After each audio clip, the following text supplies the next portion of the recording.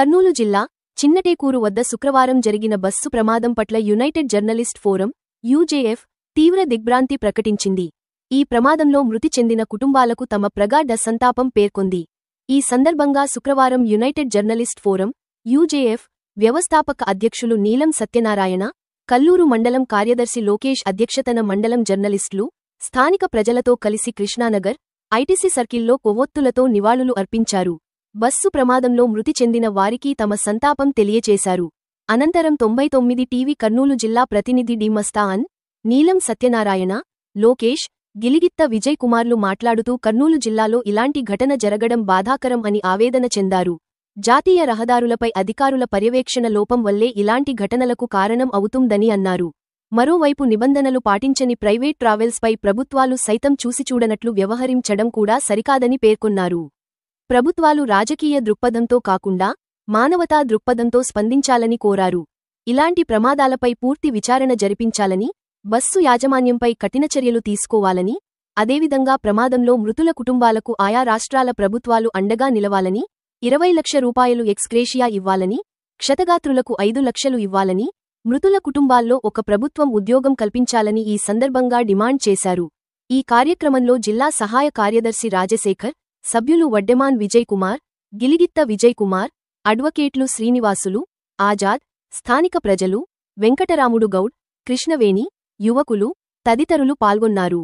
జిల్లాలో ఈరోజు ఘోరం చోటు చేసుకుంది. ఒక పక్క బస్సు దగ్నమైన పరిస్థితి, 19 మంది అయితే చనిపోయారు. దీనికైతే కనుక జర్నలిస్టులుగా మేము కూడా సంతాపం తెలపాలని నిర్ణయించుకున్నాము.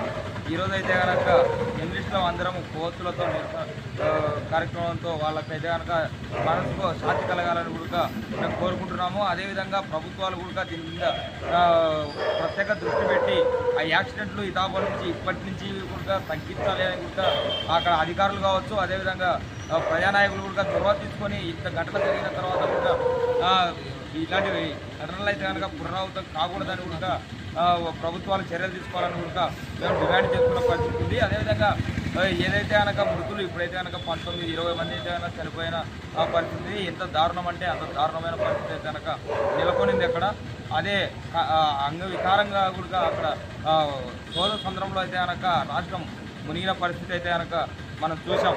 ఈ ఘటనలు ఇలాంటివి జరగకుండా కూడా ప్రభుత్వాలు చూసుకోవాలి. అదేవిధంగా ఇప్పుడు మృతి చెందిన వారికి అయితే కనుక ఆర్థిక సహాయంతో పాటు వారి కుటుంబానికి అండగా ప్రభుత్వాలు నిలవాలని కూడా మేము డిమాండ్ చేసుకున్న పరిస్థితి. నీ పేరు? మస్తాన్. నా పేరు 99 టీవీ స్టాఫ్ రిపోర్టర్.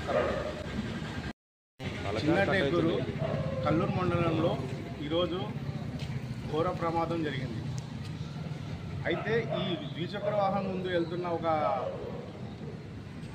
బైక్ని బస్సు, హైదరాబాద్ నుంచి బెంగళూరుకి వెళ్ళే బస్సు అతివేగంతో వెళ్ళి గుద్ది దాంట్లో ఉన్న ప్రయాణికులు చాలా ఘోరంగా, ఘోరాది ఘోరంగా చనిపోవడం ఈరోజు సంఘటన చోటు చేసుకుంది. అయితే యూజేఎఫ్ ఈరోజు దీన్ని ఖండిస్తుంది. ఈరోజు వచ్చేసి చనిపోయిన వ్యక్తులకు 5 లక్షలు అని చెప్పేసి ఏదో సంతాపం తెలిపి నామవాస్తిగా ఈరోజు దాన్ని క్లోజ్ చేసింది. అయితే ఈ బస్సు యాజమాన్యాన్ని,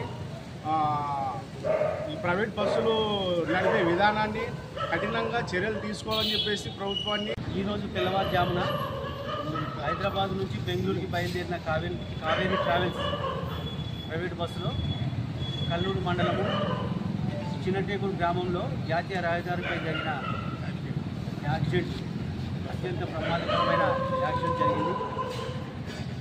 వెళ్తున్న బస్సు ఒక మోటార్ సైకిల్ ఢీకొనగా, ఆ మోటార్ సైకిల్ ఢీకొన్న తర్వాత ఈ బస్సు ఒక ఇంధనం లీక్ అయి స్పార్క్ అయి బస్సు తగలిపడిపోయి 20 మంది ప్రయాణికులు సజీవ దహనమైన విషయంలో యూజేఎఫ్ యునైటెడ్ జర్నలిస్ట్ ఫోరం తరఫున మేము ప్రగాఢ సానుభూతిని తెలియజేస్తున్నాము.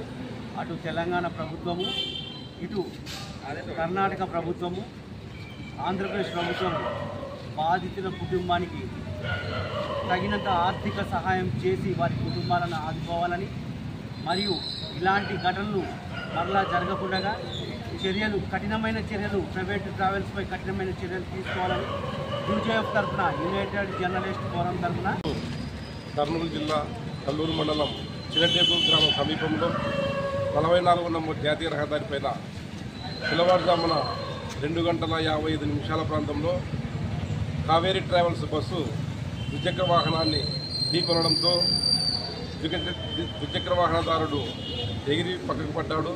ఆన్ ది స్పాట్లో చనిపోయాడు.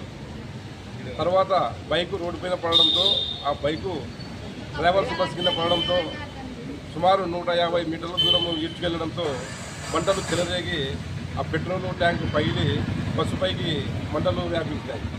ఇందులో ట్రావెల్స్ బస్సులో సుమారు 44 మంది ప్రయాణిస్తున్నారు. అందులో 19 మంది అక్కడికక్కడే చనిపోయారు, సజీవ దహనమై ఖాళీ బూడిది బుక్ అయిపోయారు. మిగిలిన వాళ్ళు గ్లాసులు పగలగొట్టుకుని ఎమర్జెన్సీ డోర్ల ద్వారా ప్రాణాలు అరిచిత పట్టుకుని దూకి గాయాల పాలై కర్నూలు ప్రభుత్వ జనరల్ ఆసుపత్రిలో చికిత్స పొందుతున్నారు. వారిలో 17 మంది పెద్దలు, 2 చిన్నారులు మృతి చెందిన వారిలో ఉన్నారు. వీరు తెలంగాణ రాష్ట్రంలో కొంతమంది, మహారాష్ట్ర నుంచి 2-3 వచ్చారు. ఆంధ్ర వాళ్ళు 6 మంది ఉన్నారు. కర్ణాటక వాళ్ళు కొంతమంది ఉన్నారు. ఈ విధంగా ఉండడం చాలా దురదృష్టకరం. అందులో మహిళలు ఎక్కువగా ఉన్నారు.